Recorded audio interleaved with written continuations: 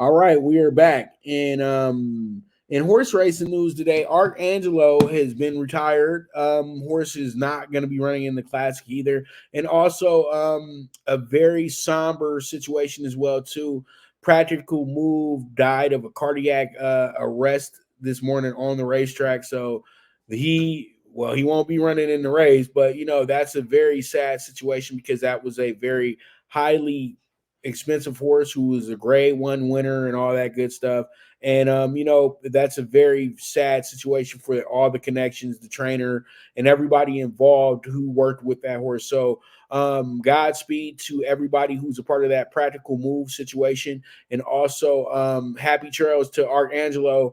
And it's a toughie for a great trainer like Jenna to not be able to have her moment, but it is what it is, man. This is what the heartbreak of horse racing is all about. This is why it's always great when you can see these horses get the to the starting gate on race day and then have the success that they have, because it takes a lot to get there. So it is what it is. But let's go ahead, jump into the Lakers, and we got the state of the Lakers right now. The Lakers wind up getting themselves a win. They're back even 2-2 on the season. We're 4 games in, and they're already ready to blow the whole roster up. You ready to put every guy on the bench who's not scoring 20 points a game that we picked up over the summer.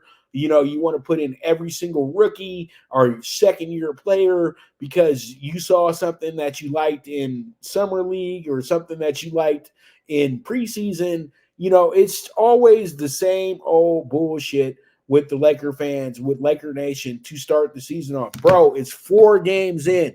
They evaluate players through five game stretches. So guys who aren't getting playing time now are not getting the amount of playing time you want them to get. They'll get that playing time as we keep moving along.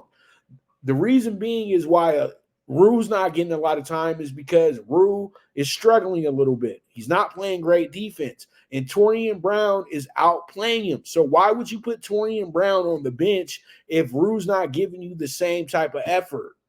Come on, think about it. Cam Reddish is getting a lot of playing time because Cam Reddish can play some defense.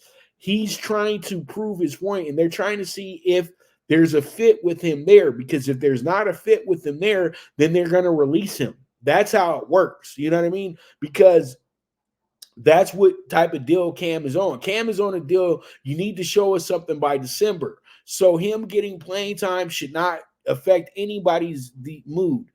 Also, Austin Reeves was a bit better last night. He played much better last night. And by him playing much better last night, they were able to win the game. Austin Reeves decided not to shoot so many threes and take the ball back to the hoop and get back to playing some defense. So that was very helpful for the Lakers as well. And then you had a very kind of whatever game from LeBron, but LeBron did enough to lead this team to victory last night, because what he really did was he played the third fiddle to AD and D'Lo. And last night D'Angelo Russell finally did what I wanted him to do. Didn't I ask for this on Friday, y'all?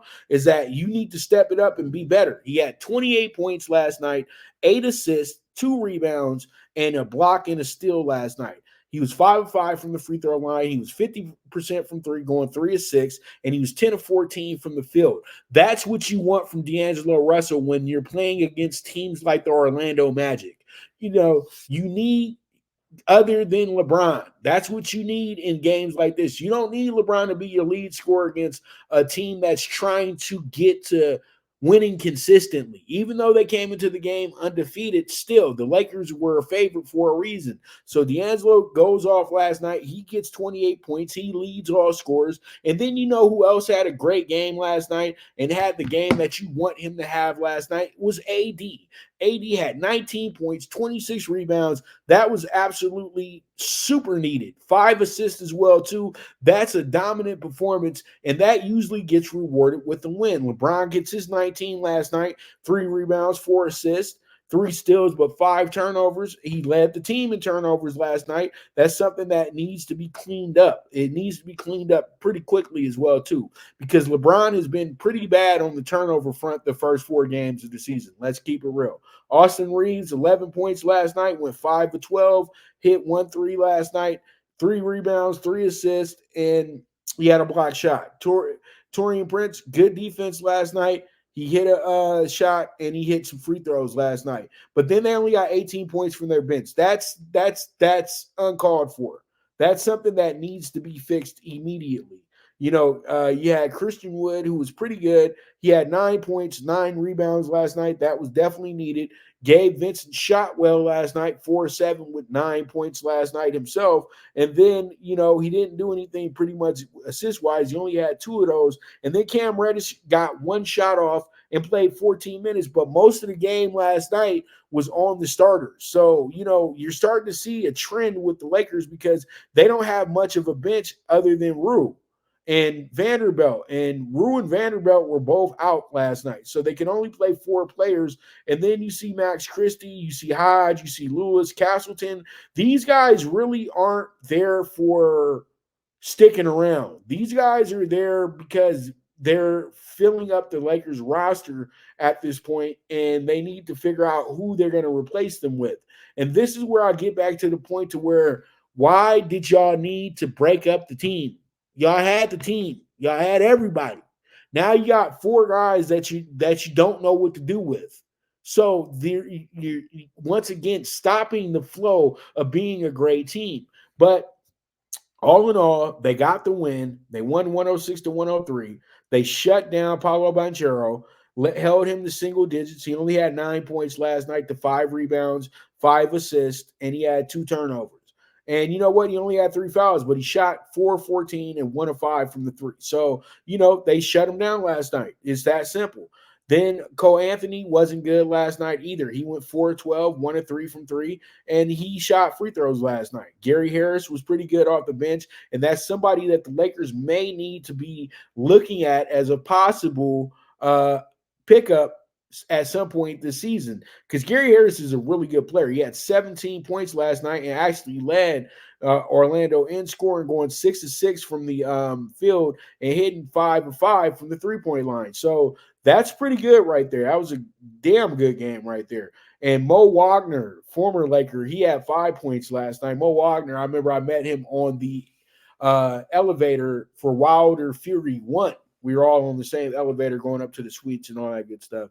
But you look at this, Suggs did well last night. Fultz did well last night. They just didn't score enough against the Lakers last night. Franz Wagner had 16 points. They had a good little team effort, but that's what kept them in the game all night, and that's what made the Lakers be very, series. And you got to be happy with the results that you're getting from the Lakers at home. They still haven't given up 100 points at home.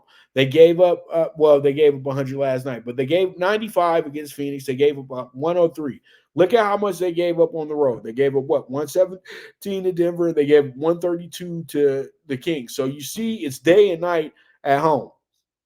So it is what it is. The Lakers go ahead and get themselves a very significant win against a team that's on the up and up. They came in undefeated, so this is a good win. It wasn't the same old Magic that they beat last night. They did what they were supposed to do. They shut down their best player, and they were able to win the game by 3. That's what happens, because Banchero's single digits is really pretty much the reason why they don't win that game. Now, if the guy scores 13, they win by 1.